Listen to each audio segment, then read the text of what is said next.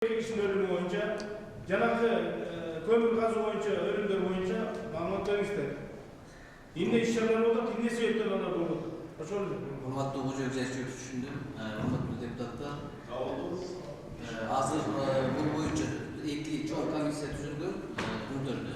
Бизден именно ушул тармакты башкарып жүргөн Артыкбай Сатылыч кечөөгүнө эле түшүп келди.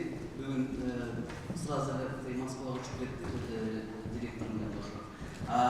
Ал жакта Кудай буйрса эки күндүн ичинде жанагы 26 миллион немеси жеткиси уже тазалап жүрө турган болуп калыптыр.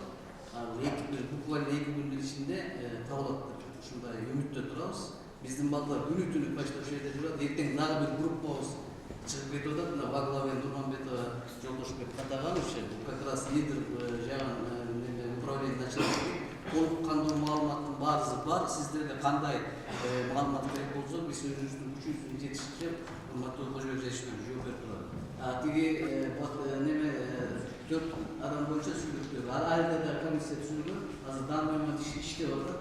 Анча-мынча неме жыйынтыктары Кудай буйрса азыр айтып беребиз. Ал боюнча да бизде өтө даяр эмес. Бул толук маалымат эмес, бизде болгон маалыматтар бар. Табылат деген бул жакшы. Ушуга жеткирбеш үчүн кандай чаралар колдонулду деле алдын ала эмне үчүн Атыбал жылып кетти, ошолорду айтып берсеңиздер. Эмне себептен Атыбал жылды? Коопсуздук кандай жаралган?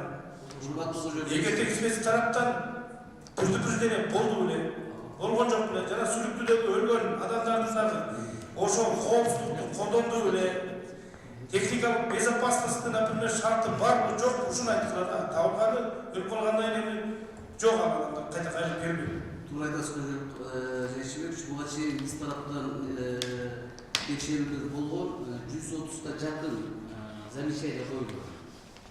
Тактап айтканда 124 болуш керек. Ошо жанагы сиз айтып аткан жыды ар бир болуп аткандар бардык нерселерге замечаниялар коюлган, штрафтар тасталган жана башка укуктуу нерселердин баары нормалары каралып чыккан. Ким жооп берет бүгүнкү күндө? Азыр Ошо болгон окуяга ким жооп берет бүгүнкү күндө? Карап 130 замечание болуптур, штрафтар салынды, бирок болду да, ушул жылып кетти да, өлүм болду да. Ушул техникалык аварияны иликтөө үчүн председатель ГКПнын приказы менен межведомстволук комиссия түзүлдү.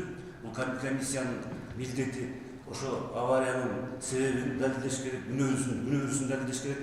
Буквально кечээ ушул комиссия отуруп биз опросну түзүп, уже бүгүн опрос кыла баштадык ачыгчтарды. Эртең эң биринчи жолу кеңеш болот. Андан тышкары параллельно биздин положение боюнча ушу кырсыктарды иликтөө жанагы учет алуу боюнча биздин директордун приказы менен дагы комиссия, межвед комиссия түзүлдү по расследованию несчастных случаев. Но пока несчастных случайлар бизге подтверждение жок, анткени дене табылды. Азыр межвед комиссиянын чечимин күтөт биздин комиссия. Андан тышкары биздин мамлекеттик инспекция тарабынан пландуу октябрь айында пландуу текшерүү жүргүздүк. 124 пункттан турган предписаниялерде ошонун 39-40 пункту экология жагынан. Именно ошо аталдардын движенияси, аталдардын состояниясы боюнча берилген, постоянно мониторинг жүргүзүлөт. Булар Куптөр компаниясы тарабынан бизге ар бир жума сайын ошо датчиктердин результаттарын жиберип турган, ошо 23 ноябрга чейин. Датчиктер ар бир аталга коюлган. Азыркы комиссиянын иликтөө жумушу башталгандан кийин айта алабыз. Күбөлөрдүн баары объяснительный жазып берди, очевидцтин баары жазып берди. Сиз айтып атпайсызбы, жанагы замечаниялар, мурунку предупреждениялар болгон ошо болгон. Ошо значит жоопкерчилик ким алат силер? Пункттөрдө. Анткени жана межвед комиссия по расследованию причин технических аварий именно ошол пункттан башталды да, контролирующий орган ошо движение Атыбалга көзөмөл жүргүзгөнбү? Ошонун баары далилденди. Предписание берилген во время проведения плана проверки. Бул Атыбал апаасына жылып кетип ыктымал деп бергенсиз. Датчиктер турган ошонун мониторинг постоянно бизге жума сайын берип турушат булар. Анан акыркы 2 күндө жылып кетти деп, эми бул очевидцтер азыр эки ой айтып атышат, анан эми такташат комиссия. 1 сааттын ичинде, 2 сааттын ичинде сиздерген объяснительдер түшүп атат. Бұл жана несколько миллион тонн келіп түштү да. Азыр деген бұл жанагы центральный иштетүүгө дагы уже жолто болду, туурабы? Ооба. Узундугу 1 километр 200 метр, туурасы 400-ден 600га чейин, тереңдиги 40-тан 70-ге чейин. 21 гектар. Андан тышкары бүгүн эртең менен оператор сынап Эмеден чыгып келди? Северо-восточный аталды, 40-90 деген аталды. Километр газ собору ошонун ичин болду. Жок, Лысый бокстан бүгүн. Мурунку атал. Лысый Ручьясынан болду да, Петровскага жакыныраак жер. Анан бүгүн эртелээки сот боюнча светильник табылды. Эми ошо светильникке жакын болушу мүмкүн деп атабыз. Бұл эми бир чети Куптар компаниясынын дальнейший иштөөсүнө дагы залапасы тийиши ыктымал. Жанагындай изилдөө иштери. Андан тышкары муну жоопкерчилигин алыш керек. Ошо актуалдын жылганга чейинки берип атканда кандай маалыматтарды берип атты булар?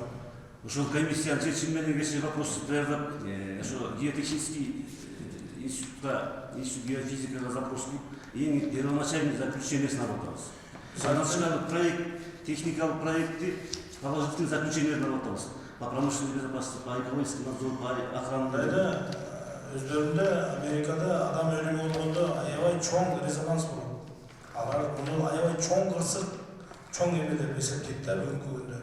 Анан биз кыргыздар карашыбыз керек. Адамдын өлүмү болот. Эки биздин татынакай жараныбыз дүйнө салып кетип атат ошол жерде иштеп жүрүп. Алардын үй бүлөсү бар, алардын балдары бар. Ошон үчүн буга биз аябай чоң көңүл бөлүшүбүз керек да. Анан күнөөлүү тарап кандай иш чараларды алып барган, эмне кылган, ошонун баарын так айтып бериш керек маалымат.